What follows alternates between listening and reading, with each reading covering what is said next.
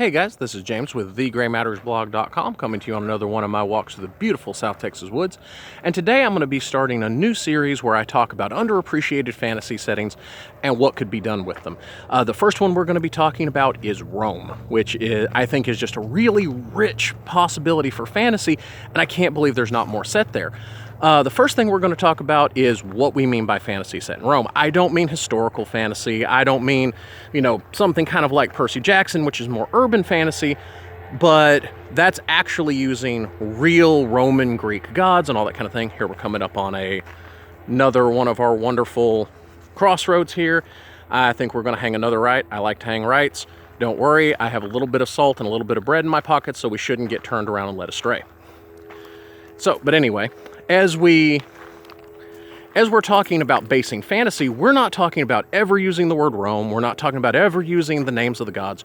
We're talking about having a fantasy setting that's completely unique, that's completely fictionalized, based on the elements of Rome and its setting. We're talking about like what George Martin and Tolkien did for medieval Europe. They never say the word England. They never say the word France. They never mention the religions that were practiced there. But at the same time, they always use those as inspiration. They have places that are basically England, that are basically France. They have religions that are, in Game of Thrones, the religion of the seven gods is basically Catholicism. So we're talking about kind of doing the same thing, using this as inspiration, but coming up with a completely unique thing.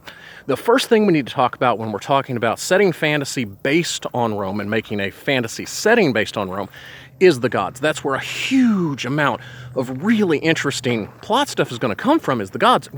Because we're not tied up using the actual Roman gods. Okay, guys, I just want to take a second, see if the camera will see them. That is a banana spider.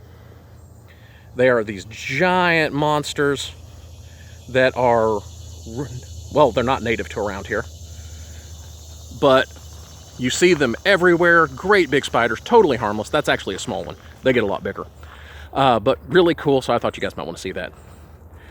But anyway, we're talking about using the gods and being able to come up with our own. Like in the same way that Athena was kind of a goddess of wisdom and a goddess of war, we could make a god that's, say, a god of the sea and a god of learning and be the patron god of navigators. So we could do some really cool stuff like that because we have this complete free range in our settings. Also talking about, oh guys, I want to check this out real quick.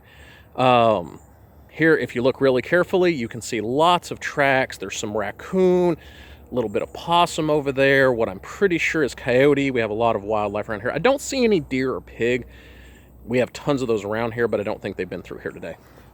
And here's the tree that stumped us last time, but since I've still got plenty of time left, we're just going to go ahead and navigate it. Hopefully I won't give you a seizure as I do this, as I have to kind of swing the camera around as I hop over the tree. But anyway, but the gods also give us a built-in magic system. It's really easy to say magic flows from the gods, and then we have really cool stuff like demigods as your magic users, god-forged weapons as your magic weapons, so it just all naturally flows right into a magic system. Then we have some really cool plots that you could base in there. The first one that comes to mind is stealing fire from the gods. You have a character who goes to get something from the gods, whether it be steal the magic fruit that gives immortality and cures all sickness to cure his love, or so that he can live forever, or whatever. Here we have a tiny bridge. I think this one's too small for trolls. But we have just this wonderful thing of, it could literally be something along the lines of, probably not literally fire given the setting, but of stealing some power that will give humanity an advantage. So that's one of the plot that just comes to mind right away. The next is the classic plot, but is fighting the evil overlord. Well, in Rome, you have a built-in evil overlord in the emperor. Given that what some of the emperors got up to, is really not hard to paint one of those guys as a villain and have the whole overthrowing the evil overlord as being a main plot. Apologize for talking a little weirdly. I am out of breath. I'm super out of shape, and having to vault the tree made me out of breath. So anyway, that's part of walking with me, is you get to see how out of shape I am. That's why I'm walking, to get back in shape. So anyway, we get to see all of that. We get to see these wonderful plots that you can set there.